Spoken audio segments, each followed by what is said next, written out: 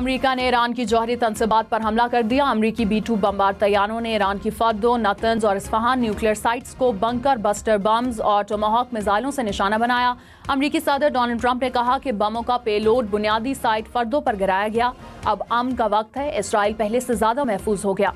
Netanyahu के साथ team के तौर पर काम किया। इसराइली वजीर आजम ने डोनाल्ड ट्रंप का शुक्रिया भी अदा किया। A short time ago, the U.S. military carried out massive precision strikes on the 3 key nuclear facilities in the Iranian regime: Fordo, Natanz, and Esfahan. Iran, the bully of the Middle East, must now make peace. If they do not, future attacks will be far greater and a lot easier.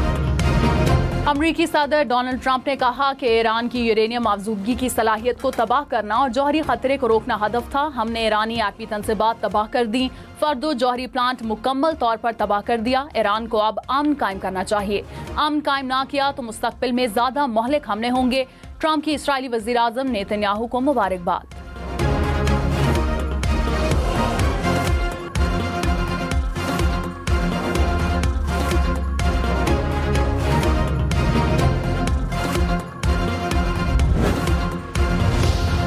ईरानी वजीर खारजा Abbas Araghchi ने कहा, America ने Iran की पुरअमन जौहरी तंसीबात पर हमले किए। America ने UN charter और बैनुल अक़वामी कानून की संगीन खिलाफ वर्जी की है। ईरान खुद मुख्तारी, मफादात और दिफा के लिए तमाम इख्तियारात महफूज रखता है। अमेरिकी हमले इश्तिआल अंगेज हैं, उनके तवील मुद्दती नताइज होंगे।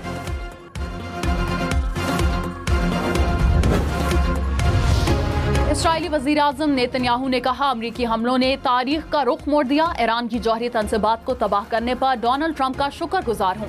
ट्रंप ने ऐसा मोड़ पैदा किया जो मशरिक वुस्ता को खुशहाली की तरफ ले जा सकता है। सदर ट्रंप और मैं अक्सर कहते हैं, ताकत के जरिए अमन, पहले ताकत आती है फिर अमन। अमरीका ने जबरदस्त ताकत का मुजाहरा किया। अमरीकी हमले के बाद ईरानी रद्द-ए-अमल का खतरा, इसराइल में स्कूल और दफातर बंद करने का ऐलान। इसराइली फौज के मुताबिक सख्त हिफाजती पाबंदियों के तहत स्कूल और दफातर बंद कर दिए जाएंगे। सिर्फ अहम शोबों को काम जारी रखने की इजाजत होगी।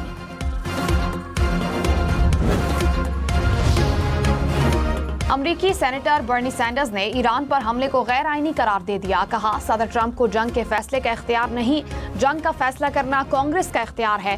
रिपब्लिकन रुकन कांग्रेस थॉमस मैसी ने कहा कि ईरान पर हमले अमरीकी आइन की खिलाफ वर्जी हैं। डेमोक्रेटिक रुकन कांग्रेस सारा जैकब्स ने भी ईरान पर ट्रंप के हमले गैर आईनी करार दिए। कहा कि अमरीका को लामुतनाही और खून रेज जंग में झोंकने जाने का खतरा है। साबिक अमरीकी सदर बिल क्लिंटन ने कहा कि नेतन्याहू ईरान पर हमला अपने इक़्तिदार को तूल देने के लिए किया है। अमरीका अब तक ईरान और इसराइल के दरमियान तनाज़े में बराह रास्त कार्रवाई से दूर रहा है, लेकिन इसने इसराइल को तेहरान से मिसाइल मार गिराने में मदद की और इसे फौजी साजो सामान फराहम किया। सदर ट्रंप ने कहा कि इसराइल और ईरान के दरमियान मौजूदा तनाज़ा खत्म करके शहरियों के कत्ल को बंद करवाएं। पाकिस्तान ने इसराइली जारहियत को खित्ते के अमन के लिए खतरा करार दे दिया। तुर्क सदर तैयब एर्दोगान से नायब वजीर आजम इसहाक डार की मुलाकात, फील्ड मार्शल सैयद आसिम मुनीर भी हमरा थे। मुलाकात में कशीदगी के खात्मे के लिए सिफारती कोशिशें जारी रखने पर इत्तेफाक। OIC वज़राए खारजा के इजलास से खिताब में इसहाक डार ने कहा, ईरानी खुद मुख्तारी पर हमला आलमी कवानीन की खुली खिलाफ वर्जी है। आलमी बरादरी इसराइली जारहियत रोकने के लिए फौरी इक़दामात करे। गजा में फौरी और गैर मशरूत जंगबंदी होनी चाहिए। उम्मत मुस्लिमा को दरपेश चैलेंजेस से निमटने के लिए मिलकर काम करना होगा।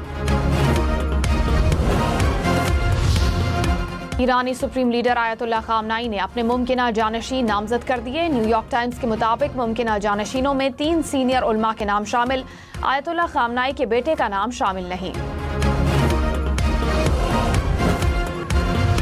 इसराइल के ईरान पर हमले जारी, खुरमाबाद में भी बमबारी से 5 ईरानी एहलकार शहीद। कुम की रिहायशी इमारत पर हमले में 2 शहरी शहीद, 4 जख्मी हुए। ईरान की इस्फहान न्यूक्लियर साइट पर भी मिसाइल दागे। रिहायशी इमारत पर बमबारी से एक और ईरानी जौहरी साइंसदान शहीद। इसराइल का तेहरान पर फिर हमला, इसराइली फौज के मुताबिक फौजी तंसीबात को निशाना बनाया गया। इसराइल के ईरान पर हमलों में शहदा की मजमूई तादाद 430 हो गई।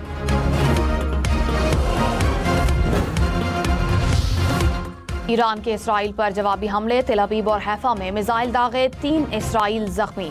इमारतें मलबे का ढेर बन गईं, गाड़ियां तबाह हो गईं। रॉयटर्स के मुताबिक यरूशलेम में भी धमाके हुए। ईरानी हमले के बायस भगदड़ मच गई। इसराइली शहरी महफूज मकामात की जानिब दौड़े। इसराइली फौज ने डिफेंस सिस्टम नाकाम होने का एतराफ कर लिया।